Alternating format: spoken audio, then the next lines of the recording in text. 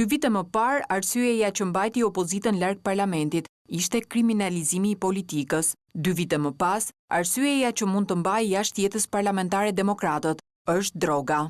Me Edi Ramën, Republika e Shqipërisë është kthyer në një narkorepublikë. Dhe gjitha kjo është pjesë e një skeme të madhe për të prishur dhe kapur zgjedhjet e ardhshme. Ne konsiderojmë parlamentin tashmë një organ të delegitimuar, një organ i cili qëndron si një kësul mbi kokën e një shteti narkotrafikant. Këtuam sot në grupin parlamentar, në aktivet e Partisë Demokratike, me aleatët tanë, me shoqërinë civile, me qytetarët, të gjitha format e kundërvënies ndaj këtij regjimi narkotrafikantësh që e quajnë veten Qeveria e Republikës së Shqipërisë. Aleati kryesor i socialistëve e sheh situatën shumë serioze, duke kërkuar angazhimin e ushtrisë në luftën kundër azhësimit të hashashit. Lulzim Basha thotë se kush hesht, i huaj apo shqiptar, ka 2 arsye.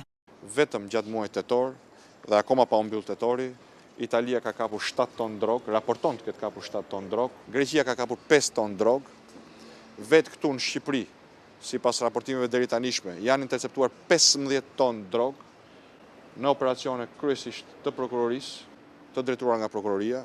Absolutisht çdo kush që hesht para kësaj, shqiptar apo i huaj, ka vetëm 2 motive, indiferencën ose korrupsionin. Ose është indiferent, pra nuk i bëhet vonë për Shqipërinë, ose është i korruptuar. Lulzim Basha nuk shmangu një koment as për vendimin e gjykatës kushtetuese, e cila pezulloi ligjin e vettingut pas ankimimin të demokratëve. Vendimi ndërmjetëm, por i drejtë në këndvështrimin e kryetarit demokrat. Ne presim vendimin përfundimtar, padyshim si vendimi ndërmjetëm është vendimi drejt, sepse i mohon Edi Ramës mundësinë që përmes qehajajve të tij, përmes drejtorëve të tij, të vendosë se cilët gjyqtar e cilët prokuror janë të korruptuar e cilët nuk janë. Është një vendim që i hap rrugën zbatimit kushtetutës së 22 korrikut. Situata ekonomike, ajo në arsim dhe shëndetësi, si dhe kanabizimi i vendit, do të jetë fokusi i betejës së opozitës në parlament seancën e së njëjtës.